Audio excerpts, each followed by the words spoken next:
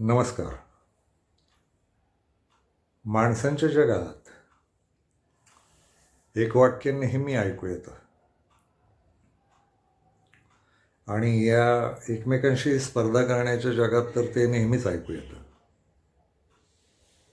ते म्हणजे योग्य संधी मिळाली पाहिजे. आणि ते खूप खरं पण आहे. माणसाला जन्म एकदाच मिळतो आणि एकदा मिळालेल्या जन्मात प्रत्येक माणसाला त्याच्या मनासारखं जगता आलं पाहिजे. त्याच्या नैतिक जेवढ्या इच्छा आहेत त्या पूर्ण झाल्या पाहिजेत. त्याच्या नैतिक आणि मूलभूत जितक्या गरजा आहेत त्या पूर्ण झाल्या पाहिजेत. हे करण्यासाठी प्रत्येक माणसाला योग्य संधी मिळावी लागते. जगाचा पसारा असीम आहे. यात माणसांनी शोधलेली क्षेत्रही विपुल आहेत. कितीतरी क्षेत्र आहेत आणि लोकसंख्याही अफाट आहे जगाची. संधी मिळणं ही गोष्ट प्रत्येक माणूस शोधत असतो. ती त्याच्या स्वतःच्या मेंदूच्या घडणीवर अवलंबून आहे. त्याच्या मेंदूत त्याला कशाची आवड निर्माण झाली आहे, त्या आवडीचं त्याला काम मिळणं किंवा त्या आवडीची गोष्ट करता येणं म्हणजे संधी मिळणं. आणि बऱ्याचदा असं होतं की फार क्वचितच माणसाला हवी ती संधी मिळते.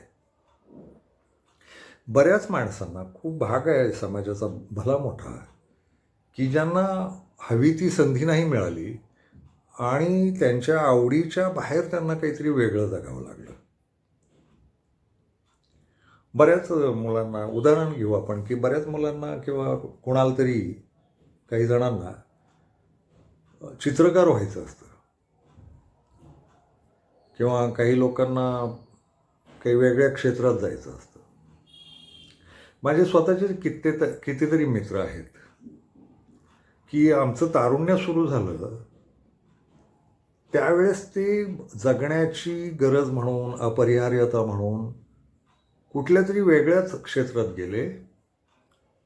आणि मग आत्ता कधी भेटीगाठी होतात तेव्हा कधी गप्पा होतात, बसणं होतं, बोलणं होतं, त्यावेळेस ते म्हणतात की आम्हाला अमुक अमुक व्हायचं होतं आणि ते राहून गेलं. तर या म्हणण्याला आपल्याकडे काही उत्तर नसतं.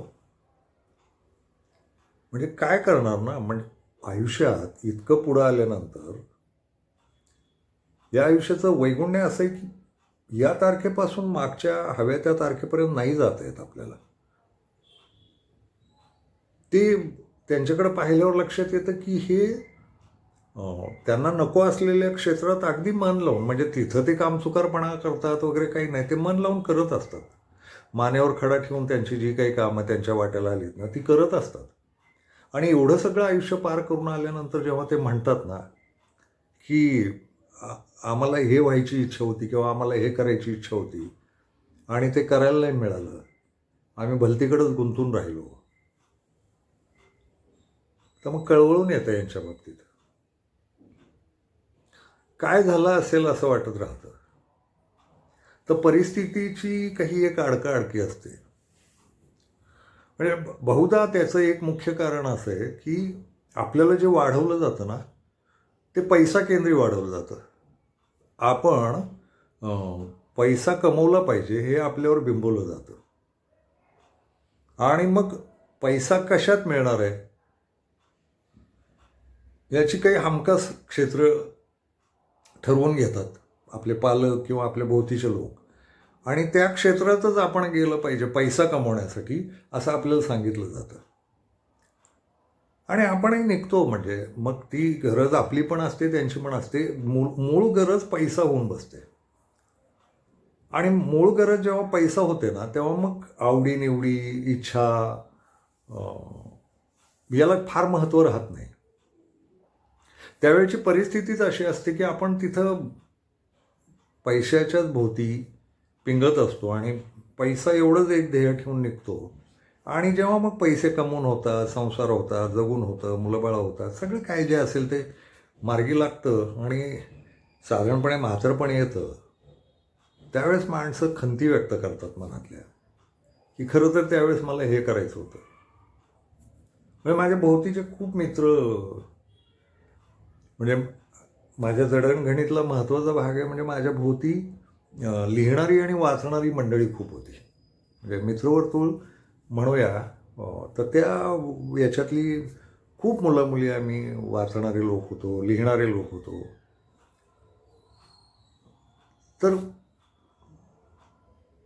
काय असेल ते असेल, मला वयाच्या 12व्या 12.5व्या 13व्या वर्षी मी कधीतरी लिहायला लागलो नकळतपणे आणि लिहिण्यात रमलो आणि त्याचा उपयोगही झाला पुढे. म्हणजे मला मग पुस्तकं लिहिता आली, कथा कादंबऱ्या लिहिता आल्या, लेख लिहिता आले, चित्रपट निघाले, नाटकं निघाली. मी नकळतपणे म्हणजे कसल्याही ठरावाशिवाय आयुष्य जगायला सुरुवात केली. हा अपवाद आहे, म्हणजे मी त्या अर्थानं त्यांना नाही गणणार तसं. पण मी जेव्हा वयात येत होतो तेव्हा भोवती खूप सारी मंडळी होती की ज्यांना लिहिण्याची आवड होती, वाचनाची आवड होती, खूप सारे रंग खेळत होते. मीही रंग खेळत होतो. मला चित्रकार वगैरे व्हायचं नव्हतं, पण मी चित्र खूप काढली, रंग खूप उधळले आणि पुढं चित्र सुटलीसुद्धा. म्हणजे ती मधून काहीतरी पेनानं रेघोट्या मारण्यापर्यंत सीमित राहिले आणि संगणक आला तर मग संगणकावरची काहीतरी आहे उपलब्ध, तर त्याच्यात करत राहतो काम. पण चित्रकार वगैरे मुळात मला लेखक नव्हतं व्हायचं. मी ठरवून लेखक झालेलो नाही. मला वाचनाचा नाद लागला, चुकून वाचायला लागलो आणि वाचता वाचता लक्षात आलं की घर माझं गोष्टी वेल्हाळ होतं. माझी आई गोष्टी सांगायची, वडील गोष्टी सांगायचे, आजोबा गोष्टी सांगायचे. किस्सा गो लोक होते आमच्या घरातले. किस्से खूप, अनुभव खूप आणि बडबडे लोक होतो. मग घरात ते बसून व्हायचं. थंडीच्या दिवसात तर फार सुंदर व्हायचं. शेकोटी असायची, मग सगळे आम्ही बसून घमेल्यात शेकोटी करायची. बाहेर थंडी असायची जोरदार आणि शेकोटी भोवती बसून अंगावर पांघरुणं घेऊन बसायचं मागच्या बाजूला आणि गोल करून बसायचो आणि खूप गप्पा, खूप किस्से. आणि आमच्या घरातल्या आईवडिलांना मुलांचा पण ऐकायची सवय होती. मुलं जी काही बडबड करतील ना ते पण. तर ते गोष्टी सांगणं हा प्रकार होता. त्यातनं मला वाटलं की गोष्टी सांगायला पाहिजेत आणि वडील थोडंसे लिहायचे.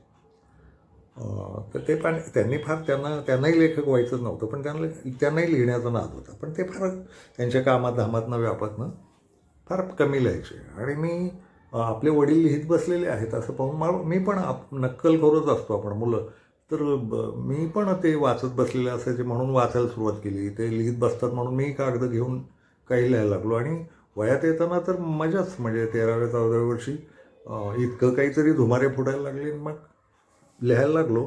पुढं लिहितच राहिलो, नाद लागला. तर मी काही संधी घेतलेली नाही किंवा मला संधी मिळालेली वगैरे नाही आहे. ते आपोआप घडलेली गोष्ट होती.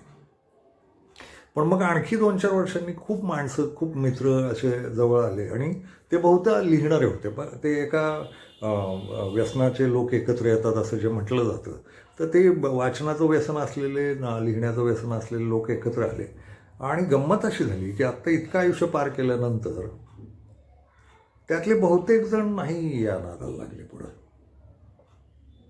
मलाही पैसा कमावण्याची अपरिहार्यता होतीच बरं का. म्हणजे मी सांगायला हरकत नाही, 15व्या वर्षी रंगकाम सुरू केलं, रंगारी म्हणून काम सुरू केलं.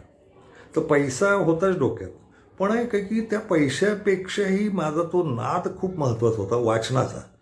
पुस्तकं वाचणं आणि जमेल तेव्हा लिहिणं आणि लिहित राहणं. मग कामांकडं पण लिहिता टंगळमंगळ पण. म्हणजे रंगारी कामाचं ती काही मुदती ठरलेल्या असायच्या 4 दिवसात. तर मी कारणं काढून एखादी कथा पूर्ण करायची असेल किंवा लिहितोय ते पूर्ण करायचं आहे, मुद्दा पूर्ण करायचा आहे, तर मी कारणं काढायचो आणि टाळायचो जायचं. रंगारी काम बराच काळ केलं मी, शेती केली, पैसे कमावण्याचे नैतिक असे बरेच उद्योग केले. पैसा गेला नाही आयुष्यातला. पण एक आहे की तो लिहिण्याचा जो नाद होता ना, तो तगडा होता आणि त्यामुळं मी माझ्या लिहिण्यात एक सलगता राहिली कायमची. पण त्यांचं ते निसटलं. ते पैशाची अपरिहार्यता ही त्यांच्यावर फार प्रभाव टाकून राहिली आणि त्यांना इकडून लिखाणाकडनं वाचनाकडनं वळवून त्यांना नोकऱ्या चाकऱ्या उद्योग व्यवसाय इकडे घेऊन गेली. ते चुकलं असं नाही मला वाटतं. फक्त वाईट कशाचं वाटतं, मग हे करत असताना सगळे पैशाच्या मागं धावणं, संसार आणि उपद्व्याप उद्योग धंदे काय जे असतील ते करत असताना असं वाटत राहतं की यांनी कडेकडेला थोडं लिहिणं आणि वाचन सातत्यपूर्ण ठेवलं असतं तर खूप बरं झालं असतं. आज यांना ही खंत करावी लागली नसती. जेव्हा आता आम्ही जमतो तेव्हा त्यांच्या उद्योगाचे अनुभव ते सांगतात आणि मध्येच मग शेवटी येतं की वाचायचं खूप सारं राहून गेलं, चांगले चित्रपट पाहायचे राहून गेले, चांगली नाटकं पाहायची राहून गेली, संगीत ऐकायचं राहून गेलं. पण ते आणखी एक महत्त्वाचं म्हणजे ते काही ना काही जिंकलेले असतात बरं का. जिंकणं म्हणून जे काही असतं ना आयुष्यात, सामान्य आयुष्यात, ते जिंकलेले असतात. त्यांचे घरदारं झालेले असतात, गाड्यागोडी आलेले असतात, सगळं झालेलं असतात. पण मध्येच एक खंत डोकावते त्यांची की संधी नाही मिळाली आणि आम्ही भलतीकडेच गेलो. तर मला त्यांना मित्र म्हणून त्यांना समजावत बसतो की नाही दादा, तुम्ही लोक त्या अर्थानं यशस्वी आहात आणि चांगले आहात. काही सगळंच हे जमलं पाहिजे एकाच आयुष्यात असं मला नाही वाटत. पण वेळ द्यायला हरकत नव्हती, पण ठीक आहे. आणि मग ते आपल्याकडे एक जे तात्विक वाक्य की अजूनही वेळ गेलेली नाही, संधी असतेच आहे, तुम्ही लिहा वाचा वगैरे वगैरे, आणि ते सुरूही करतात म्हणा. पण तो जो मूळ नाद आहे किंवा मूळ जो रस आहे त्या वयातला तो आता नसतो. तर हे जे संधी मिळणं, संधी शोधणं, यात जे जग अडकलं आहे ना, त्या जगाचं काही एक नियोजन झालं पाहिजे असं मला वाटतं. म्हणजे आपण एवढं म्हणू शकतो की माणसाला त्याची इच्छा झाली तर ती जगण्याची संधी मिळाली पाहिजे. त्याला जे वाटतंय की आपल्याला या पद्धतीनं असं एक जग असलं पाहिजे, एवढं आपण भाबडं आणि विशेषतः भाकड असं काही बोलू शकतो. तसं होत नाही बहुतेकांच्या आयुष्यात. खूप प्रकारच्या संधी हातातनं निसटणारे लोक आहेत. संधीच्या शोधासाठी काही चुकीचे मार्ग हाताळणारे लोक आहेत. फार क्वचितच लोक असतील की इच्छा झाली आहे आणि तीच संधी बरोबर मिळाली. तर मग मला असं समजवायची इच्छा होती की असंच जर जग असेल आणि या जगातल्या बहुतेकांना, बहुसंख्यांना जर हवी ती संधी नाही मिळत आणि तरी ते सुंदर जगत राहतात, तर मला वाटतं ते फार खंत बाळगत बसू नये, दुःख वेदना बाळगत बसू नये की आपल्याला हवी ती संधी नाही मिळाली. संधी मिळते की नाही याच्यापेक्षा जगणं पार झालं की नाही, ते स्वतःच्या कष्टावर झालं की नाही, प्रामाणिकपणावर झालं की नाही, आणि प्रामाणिकपणाचा आनंद घेत घेत आपण इथपर्यंत आलो की नाही. पैसा ही गरज आहेच आहे. पैसा मिळवला की नाही, पैशावर मूलभूत गरजा भागल्या की नाही, याचाच विचार करावा. ते गेलेल्या संधींचा या वयात किंवा कुठल्याही वयात विचार करण्यात काही अर्थ नाही. सोपं सरळ असं आहे की जन्मलो आपण, आपल्या कष्टावर जगलो, आपल्या कष्टावर वाढलो, आपल्याला आपल्या गरजा भागवता आल्या, हेच मूलभूत जगणं आहे. मग या संधींचं करणार काय? जगात हजारो लाखो क्षेत्र आहेत, जगात हजारो प्रकारचे मोह आहेत आणि हेच करायला मिळालं पाहिजे, तेच करायला मिळालं पाहिजे असं वाटत राहतं आपल्याला. त्याचं आयुष्य भरीव होईल. पण म्हणून हे जे जगायला मिळतं की संधीशिवाय दुसरं जे काय आपण घेतो उपलब्ध करून आणि त्याच्यात जगत राहतो, हे वाया गेलं असं मला नाही वाटत. यातला आणखी तिसरा मुद्दा येतो किंवा तोच मूलभूत मुद्दा येतो की जगणं निभावलं की नाही आपण. तर जगणं निभावणं ही मुख्य गोष्ट आहे पहिल्या क्रमांकाची. दुसऱ्या क्रमांकावरती संधी शोधणं आहे आणि तिसऱ्या क्रमांकावर काय आहे तर संधी नाही मिळाली म्हणून दुसऱ्या मार्गानं आयुष्य पार करणं आहे. असं म्हणता येईल तात्विकपणे की या जगण्याला खूप दारं असतात आणि कुठल्या तरी दारातनं आपण पार व्हायचं असतं. असं जर म्हटलं तर कुठलं का होईना दार आलं आहे नशिबात असं समजायला काहीच हरकत नाही. आणि नशीब म्हणताना त्या अंधश्रद्धेनं नाही बोलत आहे मी. आपल्याला जगायला मार्ग मिळाला की नाही या अर्थानं बोलतो आहे.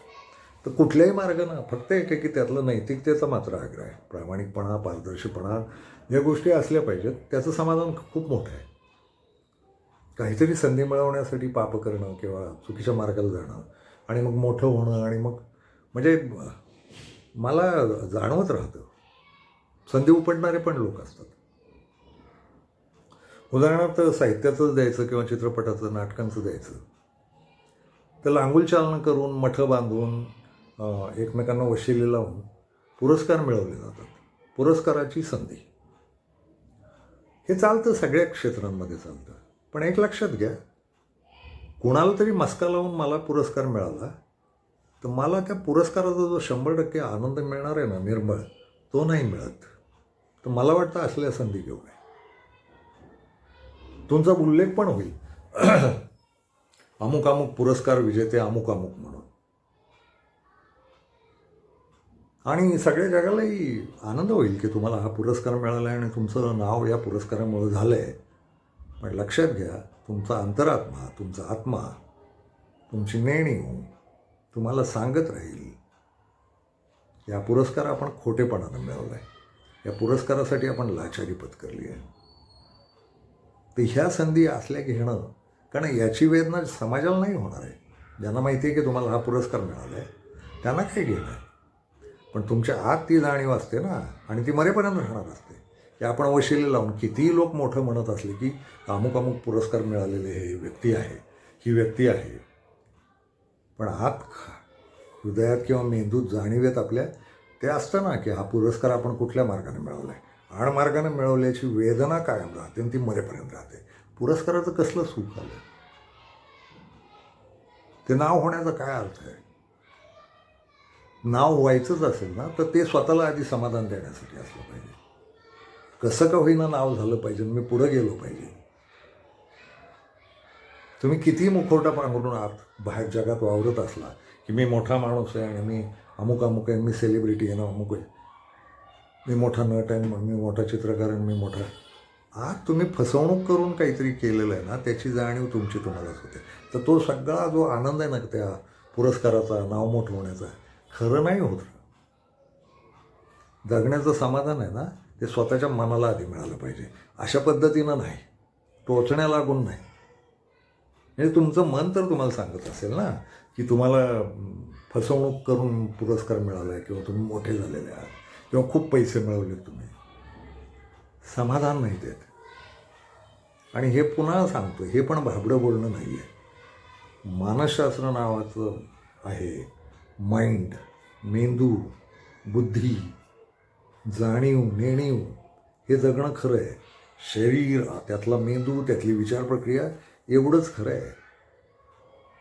आणि तुम्ही कोणाला तरी फसवलं आहे, काहीतरी गंडवून तुम्ही काहीतरी मिळवलं आहे, ही याची जाणीव, बोचणी तुम्हालाच लागून राहते. त्यामुळे मला नाही वाटत कशी बळकावून घेतलेली संधी, या संधीला काही अर्थ नाही. तुम्हाला थोडा वेळ वाटत राहते की सगळ्यांवर मात करून मी जिंकलो की नाही, त्या जिंकण्याला अर्थच नाही. ती खरी हार आहे स्वतःची, आणि ते मरेपर्यंत तुमच्या लक्षात असतं. तर मला नाही वाटत अशा बळकावाव्यात संधी येण्याची वाट पाहत राहिली. किती काळ? मरेपर्यंत. तो अवकाश मिळतोच आपल्याला. आणि मरतानाही मग ते अतृप्त मेलं तरी चालेल की संधीच्या वाटा पाहिल्या आपण पण मिळाल्या नाहीत, चालतंय, काही बिघडत नाही त्याला. संधीच्या मार्ग धावत जाण्यापेक्षा ना साधं सरळ आहे, संधी येण्याची वाट पाहावी आणि येताना दिसली की अतिशय चातुर्यपूर्वक तिच्यावर झडप घालावी आणि अंमलात आणावी. मला वाटतं संधीच्या बाजूने एक बोलावं असं वाटतं की ते तुमचा जो नाद आहे ना, तुम्हाला जो नाद करावा असं वाटतो, तो करून पाहणं आणि स्वतःला जोखून पाहणं, स्वतःची परीक्षा घेणं, स्वतः त्या पद्धतीचं शिक्षण घेणं आणि मग त्या संधीत जाऊन पाहणं. उदाहरण देतो, एखाद्याला गाण्याची आवड आहे, गायक व्हायचं आहे आणि तो गायला पण निघाला, त्यानं शिक्षणही घेतलं, तरी पूर्णत्वाला जाईलच ती संधी असं नाही आहे. कारण हा जगाचा पसारा त्याला गायक म्हणून मान्यता देतो की नाही, हाही भाग आलाच. तर संधीशी समाजाचा पण संबंध आहे आणि विशेषतः कलाक्षेत्रात आहे, पैसा कमवण्याच्या क्षेत्रात पण आहे. त्यामुळं संधी मिळून सुद्धा मोठं होण्याची संधी नाही मिळाली अशी एक खंती बाळगणारे लोक आहेत किंवा आहेतच, दिसतात आपल्या भोवती. आणि बऱ्याचदा होतं काय माहिती आहे का, चुकून एखाद्याला लायकी नसताना खूप काहीतरी मिळतं आणि लायकी असणारे कुठेतरी कुजत पडलेले असतात. खूप लोक असेही दिसतात आपल्याला. तर यांचं नेमकं काय करणार आहोत आपल्याला कळत असतं, हा फार थोर माणूस आहे आणि याला हवं ते जगाकडनं मिळालेलं नाही. त्याला एकच उत्तर आहे, ते म्हणजे तुम्हाला नाद पाहिजे. तुम्हाला कसला तरी नाद पाहिजे. तुम्हाला नाद असेल ना, तर मग तो मात्र तुमचा नाद तुम्हाला त्या नादात गुंतवून ठेवतो आयुष्यभर आणि तुम्हाला मग त्यातलं यश अपयश, त्यातले चढ उतार यांचं काही वाटेनाच होतं. तुम्ही तल्लीन असता. उदाहरणार्थ एखादा गायक आहे आणि तो मोठा गायक वगैरे झाला नाही, पण मग त्याची श्रद्धा गाण्यावर पाहिजे. मग तो गात बसलाय, गाण्यातनं काहीतरी मिळवायचं आहे असं लोक असतील तर त्यांच्या वर्गवारीतनं थोडंसं बाजूला झालं पाहिजे. मग गाण्यात काही मिळतंय की नाही हे म्हणण्यापेक्षा गाण्यात मला समाधान मिळते की नाही याच्यावर ठाम राहिलं पाहिजे. आणि कदाचित मग तुम्ही तुमच्या नादात तल्लीन असाल, गातच राहत असाल आणि कोणालाच कळलंच या जगाला चुकून माकून की हा खरंच चांगला मोठा गायक आहे, चांगला गायक आहे, तर जग लागेल तुमच्या नादी. आणि जग नादी लागलं पाहिजे याच्यासाठी गाऊच नाहीत मला वाटतं. आपलं गाणं आपण गात राहावं आणि मग ऐकणारे ऐकतील, न ऐकणारे काय किंवा नावं ठेवणारे खूप लोक फुलं उधळतील, खूप लोक जोडे उधळतील, काय जे व्हायचं ते होईल. पण मग आपल्या नादात रमून राहणं, आपल्या नादात नादावून राहणं एवढंच हातात राहतं. ते जे करू शकतात ना ते लोक भारी आहेत असं मला वाटतं. आपला नाद बाळगत राहणं. जग खड्ड्यात जरी नाही घालता आलं तर जगावर आपले नाद अवलंबून ठेवणं याच्यापेक्षा तो आपल्या जगण्याला समाधान देणारा आहे का एवढं पाहणं महत्त्वाचं वाटतं मला. हे जरा तात्विक आहे, कारण या स्पर्धेच्या जगात वगैरे व्यवहाराच्या जगात हे जरा अवघड आहे. पण मला वाटतं नाद पाहिजे. नादाडे लोक मग ते यश अपयश त्याचे काय कीर्ती पैसा काय घेणं नाही, ते तल्लीन सुफी होऊन जगणं असं ते आहे. हे बहुतेकांमध्ये नसतं. नाद, ओरिजिनल नादवाले लोक कसल्याही स्पर्धेच्या नादी लागत नाहीत. ओरिजिनल नादवाले लोक त्या नादाच्या काहीतरी भरीव परतावा मिळाला पाहिजे असल्या नादी लागत नाहीत. नादडे लोक नादात असतात, ते जगत राहतात. मग कसलाही नाद असेल. खूप लोकांना शिक्षणाचा नाद असू शकतो, खूप लोकांना पैसे कमवण्याचा नाद असू शकतो, खूप लोकांना कलांचा नाद असू शकतो. नादडे पण पाहिजे. नादडे पण तुम्हाला मोठंही करत नाही, छोटंही ठेवत नाही. ते जगण्या पार करायला, आनंदानं समाधानानं पार करायला उपयोगी पडतं. नाद पाहिजे. तेवढं जमलं ना मग हे संधी शब्द आहेत ना हे फार क्षुल्लक होऊन जातात, बेनामी होऊन जातात. यांची गरज राहत नाही. संधी शोधत राहण्यात धोका तो आहे, नाही मिळाली की खंत, मिळाली तर ती संधी टिकवण्याचा ताण असतो. संधी मिळणं आणि त्याच्यानंतर संधी मिळालेली संधी टिकवून ठेवणं ही दोन कामं लागत जातात. तर संधी त्या अर्थानं भयंकर ठरते. तर संधी टिकवून ठेवणं तर खूपच कठीण आहे. मग सोपं असं आहे, तुम्हाला जेही करावं असं वाटतं. छोटी गोष्ट तेवढीच आहे की नैतिकता असली पाहिजे आणि प्रामाणिकपणा असला पाहिजे. पण मग नाद बाळगून जगणं आणि मग तुम्ही जे कराल ते. बोलायचं आहे असं की बरीच लोक बघा तारुण्यात नाही ना आपण सगळे रोजगाराच्या शोधात असतो आणि तरुण पोरं बहुधा काही का होईना आपल्याला पैसे कमवायची संधी मिळाली पाहिजे, नोकरी लागली पाहिजे, व्यवसाय उभा राहिला पाहिजे या स्वप्नात असतात. तर मला असं वाटतं की त्यांनी ती संधी घ्यावीच. मिळालेली नोकरी घ्यावी, मिळालेला व्यवसाय जर करता आला तर तो करावा. पैसा कमवणं वाईट नाही, पैसा कमवायलाच पाहिजे. पैसा कमवायला लागला तर ते नोकरदार जे लोक आहेत ना किंवा स्वतःचे व्यवसाय सुरू केलेले लोक आहेत ना यातले खूप लोक अपयशी झालेले दिसतात. नोकऱ्या करणारे लोक तर फारच विचित्र दिसतात. उदाहरणार्थ मी बऱ्याच माझ्या आयुष्यातले जेवढे नोकरदार मंडळी आहेत त्यांना सांगत राहतो की तुम्ही नोकरी एकेकाळी स्वतःची गरज म्हणून मागितली आणि ती तुम्हाला मिळाली. आता मिळाली आहे ना तर मला असं वाटतं की मग ती नोकरी निवृत्त होईपर्यंत नेकीनं आणि इमानदारीनं केली पाहिजे. आपल्याकडचे लोक बघा, भोवती असतील तुमच्याही, माझ्याही भोवती खूप लोक आहेत, ते स्वतःच्या नोकरीवर कंटाळलेले असतात. म्हणजे नोकरी करेपर्यंत तडफडणारे हे लोक, नोकरी मिळेपर्यंत, नोकरी मिळाली ना की त्याच्यानंतर त्यांचं ते सुरू होतं किरकिर करणं की खूप वेळ द्यावा लागतो, खूप काम असतं, खूप कष्ट असतं. अरे मग सोड ना तू. तुला जेव्हा नोकरी हवी होती ती मिळाली तुला संधी म्हणून, तर संधी म्हणून टिकव ना ते, तिच्यात रम ना तू. या जगातलं कुठलंही क्षेत्र न रमता निभावता येणारं नाही, असं रमता येऊ शकतं कुठल्याही क्षेत्रात.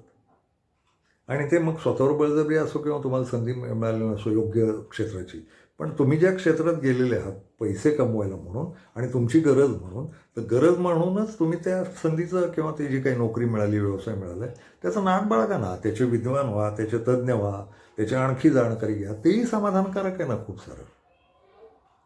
पण नोकरी लागली की ते काय 9 ते 5 आम्हाला काही वेळ नसतो, पण मग मध्यरात्री पण काम करावं लागतं. नका करू मग. आणि जर तुमच्या गरजेला त्या नोकरीनं आधार दिलेला आहे तर मग नोकरी श्रद्धेनं करा ना, प्रामाणिकपणे करा. किरकिर कशाला करता? आणि किरकिर येत असेल तर मग मला वाटतं तिथून निवृत्त व्हावं, दुसरी संधी. खूप लोकांना तेही नको असतं. तर मी भोवतीच्या लोकांना नेहमी सांगत राहतो की तुम्ही जिथं आहात ना ते मन लावून करा, खूप मन लावून, फार श्रद्धेनं, फार आत्मीयतेनं करा. त्याचंही समाधान आहे ना हो. बरं, ते तुमच्या गरजा भागवतं, तुम्हाला पगार मिळतो, तुम्हाला उत्पन्न मिळतं, तुम्हाला पैसे मिळतात, तर मग मन लावून केलं पाहिजे असं वाटतं. मन रमवलं पाहिजे तिथं. मनावर ताबा ठेवून मन रमवता आलं पाहिजे. मग ते योग्य संधी नाही. म्हणजे तुम्ही गरजेच्या वेळेस भुकेलं राहणार आणि भूक भागली पाहिजे म्हणून काही मिळालं तरी चालेल म्हणणार, आणि मग काही मिळालं आणि ते रीतसर नियमित मिळायला लागलं की किरकिर सुरू करणार.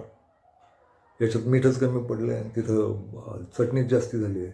अरे तुला भूक लागलेली आहे, तुझी भूक भागवते ना ती गोष्ट, तर भूक महत्त्वाची करणार, तुझे चोचले कुठं महत्त्वाचे करतो. आणि करणार काय दुसरं? समजा नोकरी सोडून दिली आणि व्यवसाय बंद करून तुम्ही रिकाम बसणार का काय? साधं सरळ आहे, झुंज आहे ही जगण्याची. झुंज घे, आयुष्य पार कर. छोटी आट तेवढीच आहे. पुन्हा थोडं प्रामाणिक राहा, नैतिक राहा, त्याच्यात प्रचंड आनंद आहे. ते माझ्या मित्रांनाही ते सांगत राहतो, अरे तुम्ही पण गाठलंच ना रे काहीतरी, तुमची पण काही लोकांपुरती का होईना नावं झालीच ना रे, तुम्ही आयुष्य पार केलंच ना रे. आणि कितीतरी लोक जगवत ना म्हाताऱ्यांनी. प्रत्येक म्हाताऱ्यांना कोणाला उभं केलेलं असतं बरं काय. घरातल्या माणसांना, भोवती ज्यांना मदत करता येईल त्यांना. प्रत्येक म्हाताऱ्याची एक गोष्ट असते कोणाकोणाला मदत केल्याची. ती फार थोर गोष्ट आहे ना हो. म्हातारपणापर्यंत येणं म्हणजे तुमच्यावर अवलंबून असलेले जे लोक आहेत ना तुमच्या तारुण्यापासून, त्यांना आधार देत देत तुम्ही इथपर्यंत आलाय असाच अर्थ होतो. हे मी निष्काम कर्मयोगी म्हाताऱ्यांबद्दल नाही बोलत आहे. जगातला रिवाज जो सगळे आजोबा लोक असतात ना, आज्या, या सगळ्या असे पार करत आलेले असतात आणि त्यांनी काहीतरी केलेलं असतं. मुलं वाढवलेली असतात, नातवंड वाढवलेली असतात, प्रत्येकाच्या शिक्षणासाठी खस्ता काढलेल्या असतात, मुलं सांभाळताना कितीतरी. तर त्यांनी कोणाला घडवलेलंच असतं ना. तर म्हातारपणापर्यंत येऊन तो पुरावाच मिळतो ना की यांनी एवढी पिढी घडवली. बरं, बाहेरच्या लोकांनाही मदत करतात म्हातारे, कामात मदत करतात, इतरांना बऱ्याच ठिकाणी मदत करतात. आपले म्हातारे लोकांना, बऱ्याच म्हाताऱ्यांचा इतिहास असतो की त्यांनी मदत करत माणसं आणली. तर ही जगण्यातलं मोठं आहे ना हो. म्हणजे ती संधी नाही मिळाली आणि ते मला नाही वाटत वाया गेलं.